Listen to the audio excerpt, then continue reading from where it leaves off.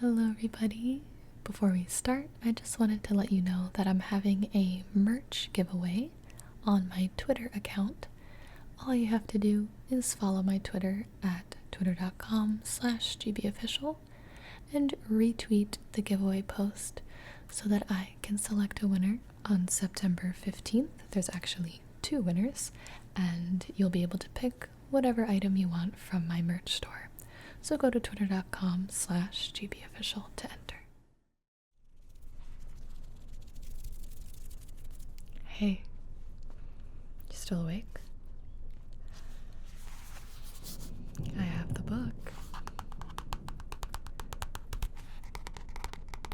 It's been a while, but I just saw it laying on my side table. It was covered by some of my magazines, and I looked ahead. This is a really good part. Do you want to read some more? Are you down? Yeah, I got like half an hour before I gotta go. Perfect. Here. We are on chapter 16. This is kind of where it starts getting good. Alright. You relax there, and I'll just jump right in. Sound good? Okay. Monday. Lunch. This time, I stayed put when Stargirl came towards my table on her way out. My back was to her. I could see Kevin's eyes following her, widening as she came closer. And then his eyes stopped, and his mouth was sliding towards a wicked grin, and it seemed like everything stopped but the clink of pans in the kitchens, and the back of my neck was on fire. "You're welcome," I heard her say, almost sing. I thought, what? But then I knew what. And I knew what I had to do. I had to turn to her. I knew I had to turn around and speak to her, and I knew she was going to stand there until I did. This was silly. This was childish. This being terrified of her. What was I afraid of anyway? I turned. I felt heavy, as if I was moving through water. As if I was confronting much more than a 10th grade girl with an unusual name. I faced the gaudy sunflower on her canvas bag. It looked hand-painted.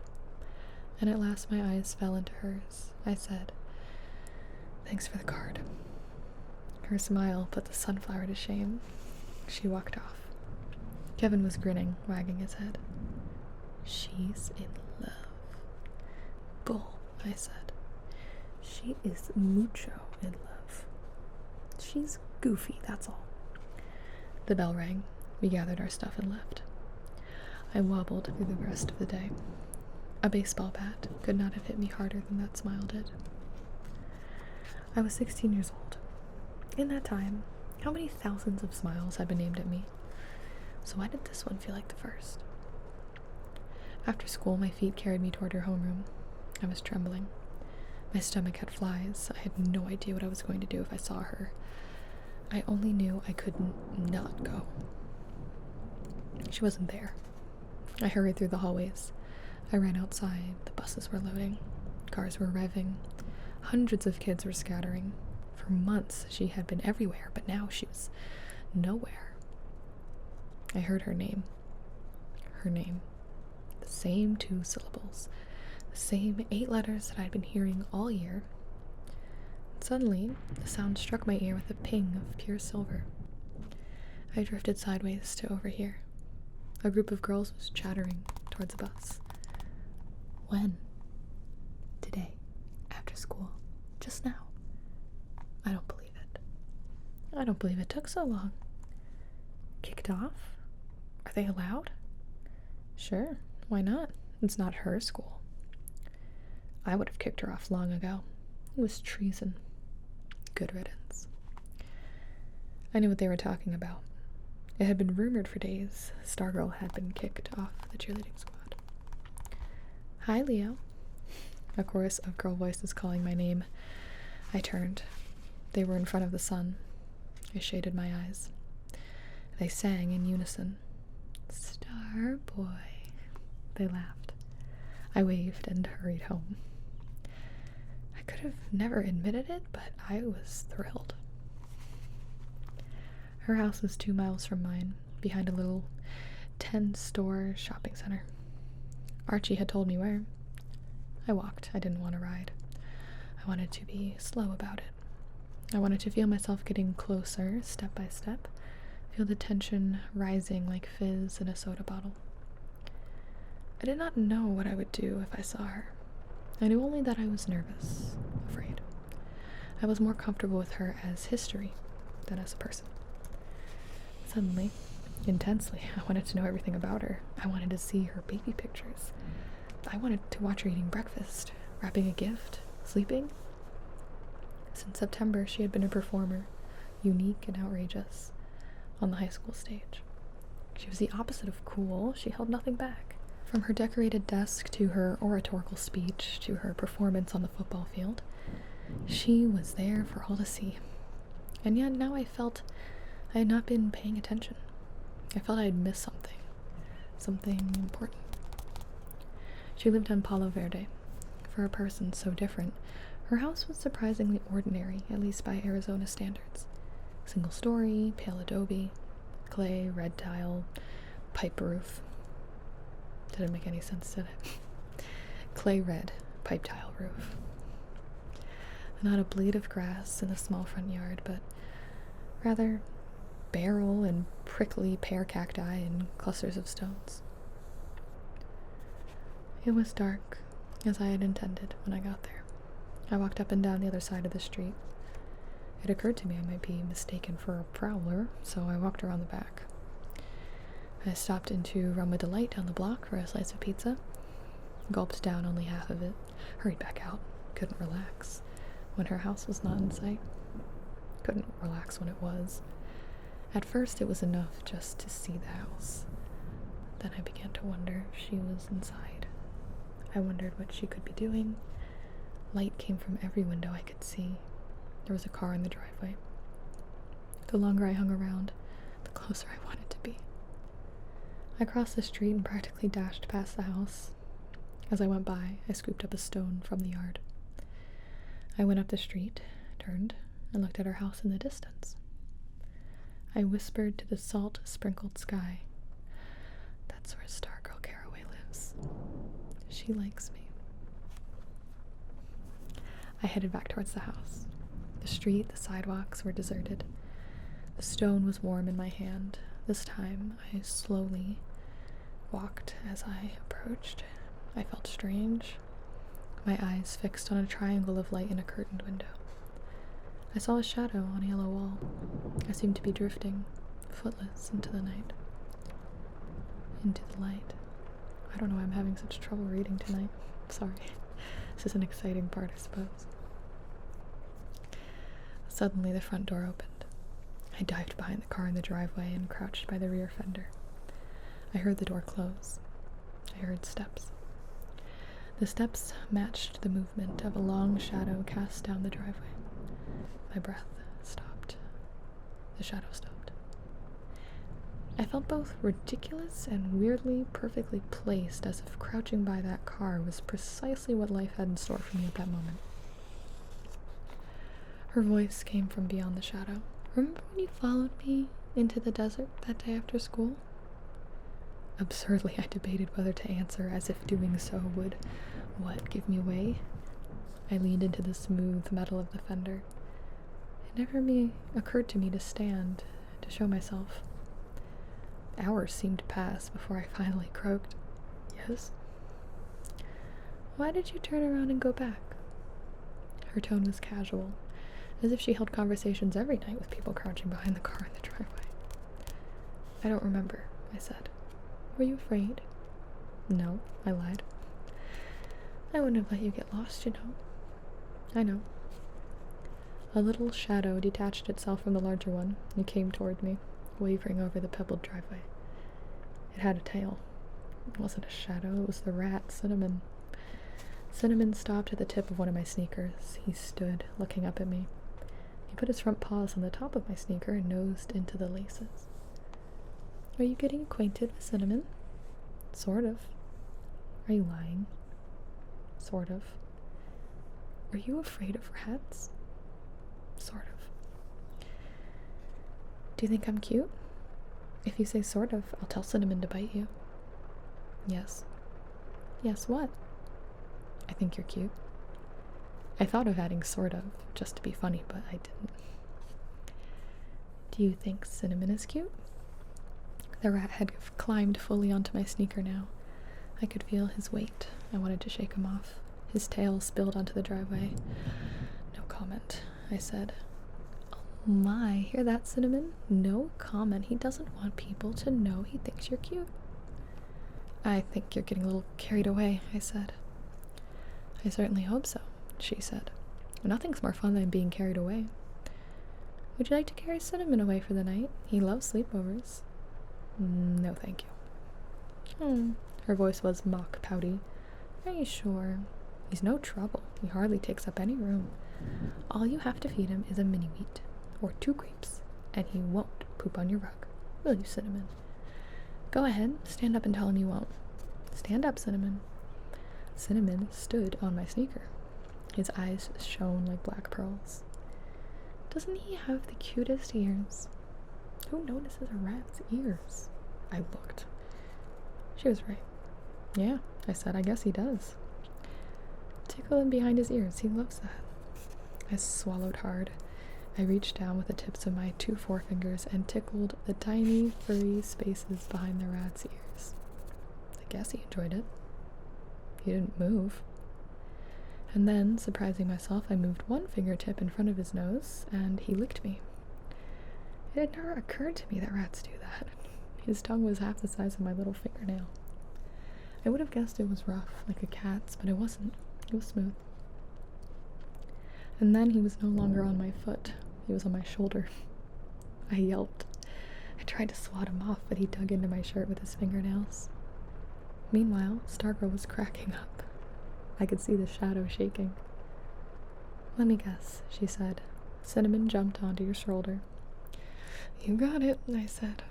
And you're thinking about how rats are supposed to go for people's throats. I wasn't, I said, but now that you mention it. I clamped my hands around my neck. I felt something in my ear. Whiskery. I yelped again. He's eating my ear. Stargirl laughed some more. He's nuzzling you.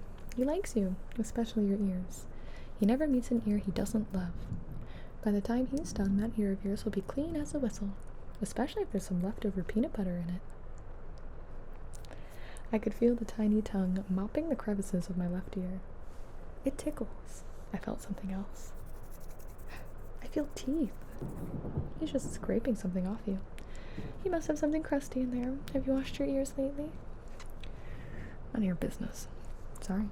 Didn't mean to get personal. I forgive you. All was quiet for a while, except for the snuffling in my ear. I could hear the rat breathing. His tail drooped into my front shirt pocket. Do you want to confess now? Confess what? I said. That you're actually starting to like having a rodent poking around in your ear. I smiled. I nodded, dislodging the rat's nose for a moment. I confess. More silence. Tiny breathing in my ear. Well, she said at last, we have to go in now. Say goodnight, Cinnamon. No, I thought, don't go. I still have another ear, I said. If he does that one, he'll never want to leave you, and I'll be jealous. Come on, Cinnamon. Time for beddy-bye. Cinnamon went on snuffing. He's not coming, is he? Nope. Then just take hold of him and put him on the ground. I did so. As soon as I put the rat down, he scooted under the tailpipe out of sight and to the other side of the car. The shadow withdrew. I heard the front door open. Light gushed out. Night, Leo. Night, I called. I didn't want to leave. I wish I could curl up right there on the driveway and go to sleep. I've been crouching for a long time. It was a chore just to stand. I was halfway home before I could walk right. Chapter 17. Just 2 weeks before, I had found out she knew my name, and now I was loopy with love. I was floating. I floated up the white light that washed my sheets and slept on the moon. In school, I was a yellow balloon, smiling and lazy, floating above the classrooms. I felt a faint tug on my string. Far below, Kevin was calling, "You're in love, dude." I merely smiled, rolled over, and drifted dreamily out a window. This state lasted until lunch, when suddenly I became self-conscious. I was certain that everyone at school knew. They would be waiting for me, turning as I entered the lunchroom, staring. I was uncomfortable in the spotlight, always had been.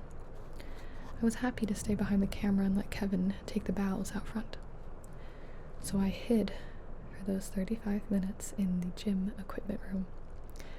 I sat atop a rolled-up wrestling mat, kicking a volleyball against the opposite wall. I had nothing to eat.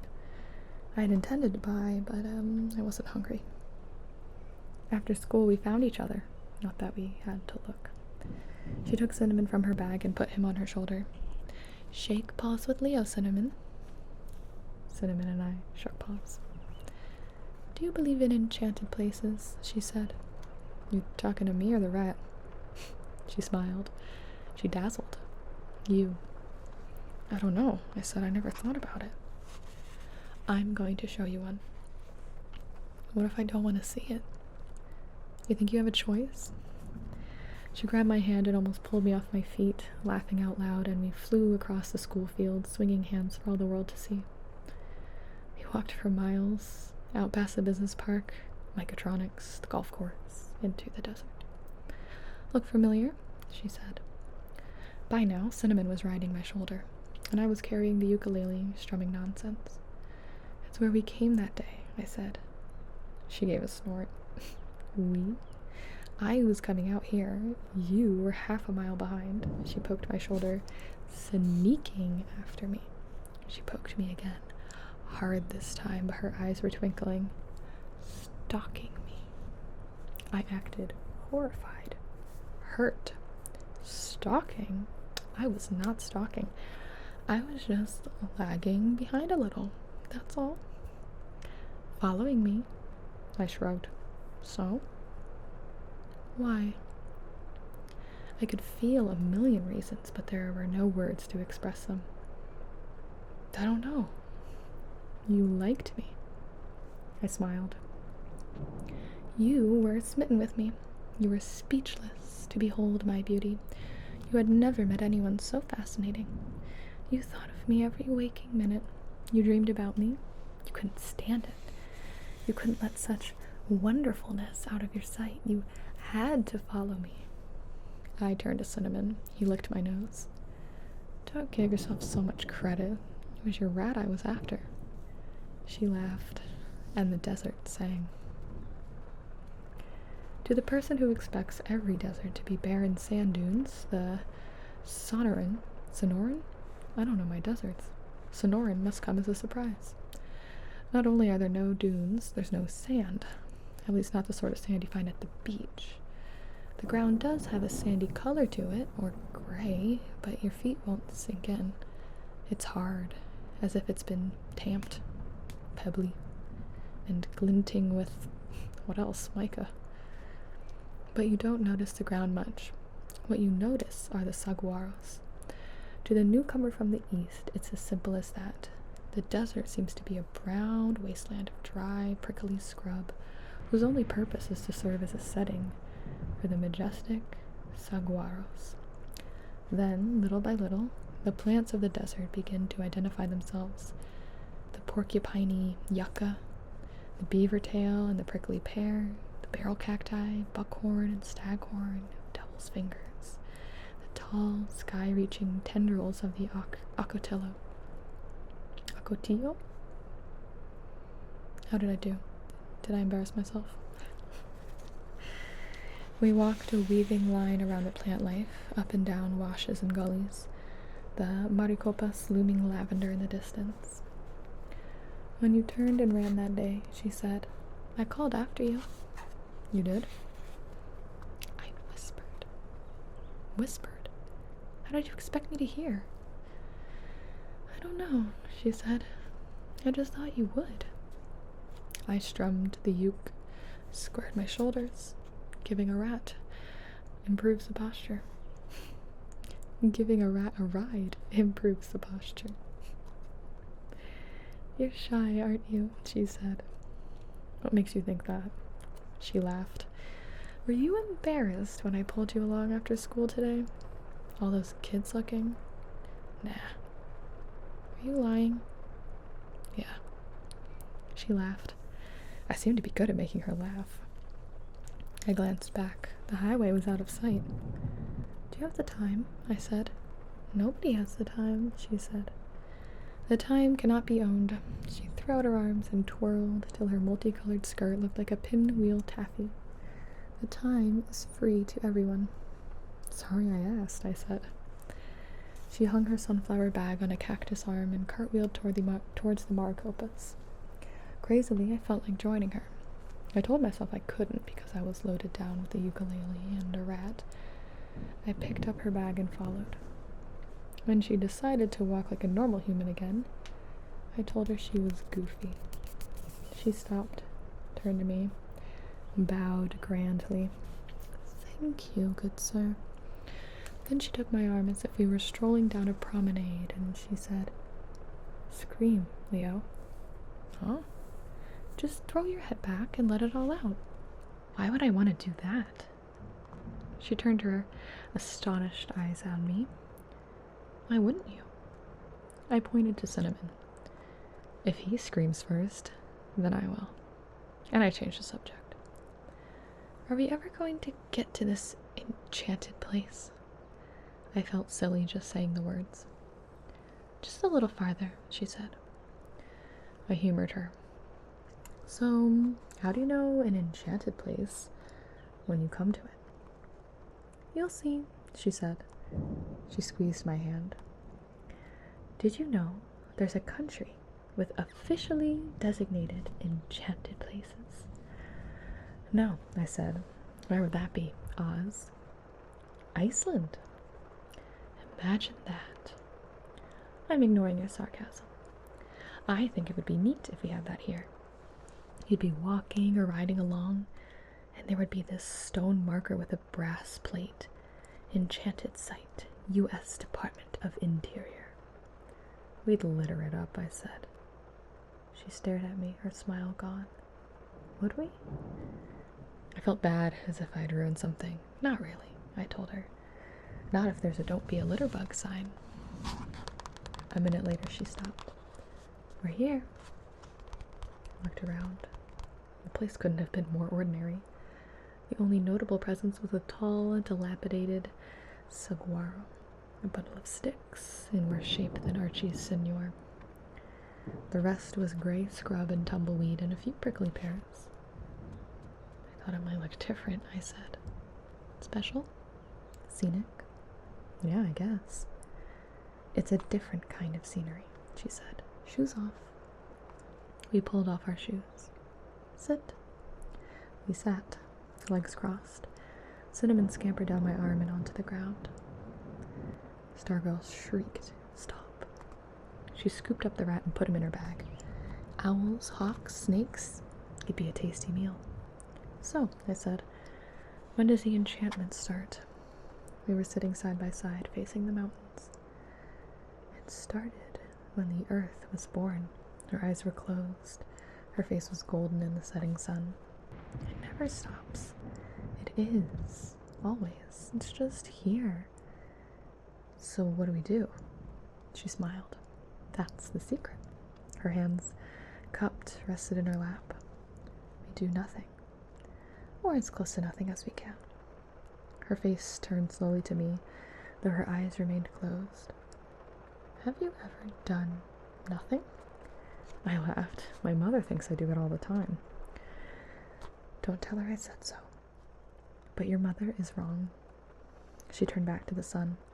It's really hard to do nothing, totally. Even just sitting here, like this.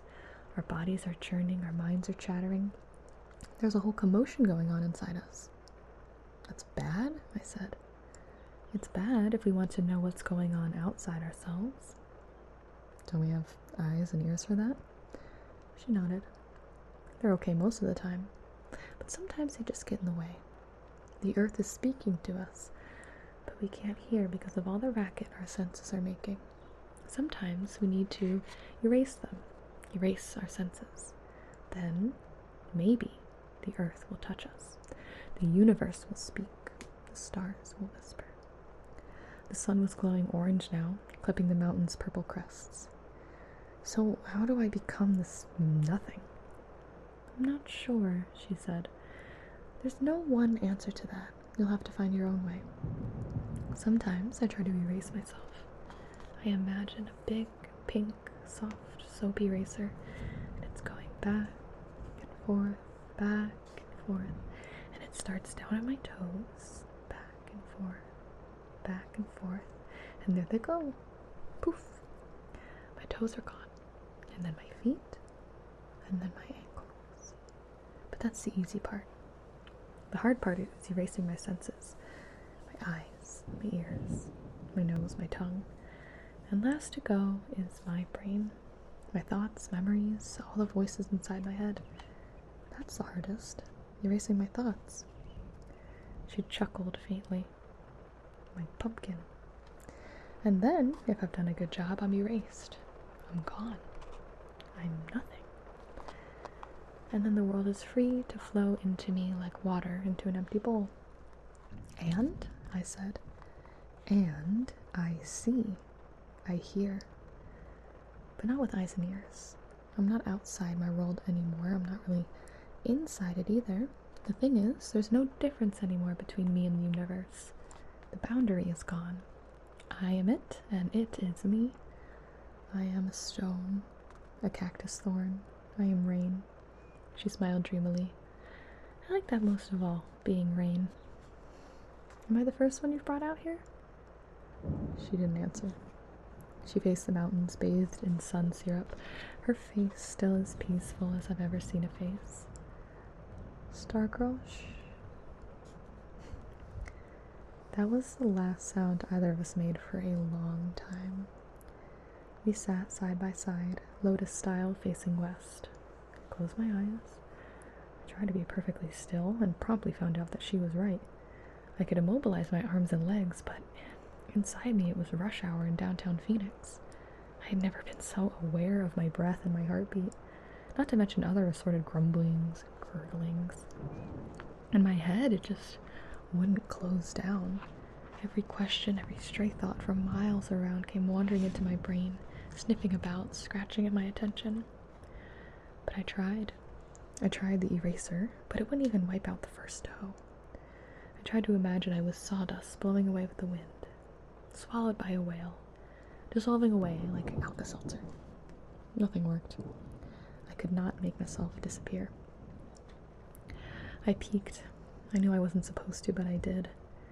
Clearly, she had erased herself. She was gone. She was serenity. Her lips faintly smiling, her golden skin, the glowing thread ends of her hair. She seemed to have been dipped in sunlight and set here to dry. I felt a pang of jealousy, that she could be sitting next to me and not know it, that she could be somewhere most wonderful and I could not be there too. Then I saw the rat. He had crawled out of the bag. He was sitting on it much as we were, his front paws. I kept thinking of them as tiny hands, they were so human-like, dangling before him. He too was not moving. He too was facing the sunset, his pelt the color of a new penny. His peppercorn eyes were fully open. I knew it must have been a trick she taught him, or imitative rodent behavior. Still, I couldn't help thinking there was more to it, that the whiskered little fellow was having an experience of his own, which might include digestion and a critter's stomach if Stargirl's fears came true. As quietly as possible, I reached over and scooped him up. I held him in both hands. He did not struggle or squirm, but resumed facing the sunset with his tiny chin resting on my forefinger. In my fingertips I could feel his heartbeat. I drew him closer to my chest. I dared any varmint to come near. I took a deep breath and closed my eyes for another try at enchantment. I don't think I succeeded. I think Cinnamon was a better eraser than I. I tried. tried so hard I almost squeaked, but I could not seem to leave myself, and the cosmos did not visit me. I could not stop wondering what time it was. But something did happen, a small thing. I was aware of stepping over a line, of taking one step into territory new to me. It was a territory of peace, of silence. I had never experienced such utter silence before, such stillness. The commotion within me went on, but at a lower volume, as if someone had turned down my dial. And an eerie thing happened. While I never did totally lose awareness of myself, I believe I did, so to speak, lose Cinnamon. I no longer felt his pulse, his presence in my hands. It seemed we were no longer separate, but we were one. When the sun fell behind the mountains, I felt it as a faint coolness on my face. I don't know how long my eyes were closed. When I opened them, she was gone. Alarmed, I jerked around. She was standing off a ways, smiling. Evening had come. While my eyes were closed, the mountain's dusky lavender had drifted over the desert. We put on our shoes.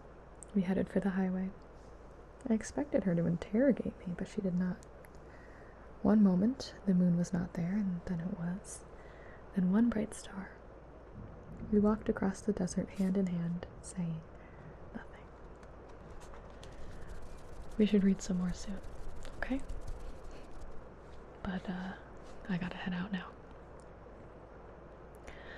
I'll come in later. We can read some more. Sounds good. Good night.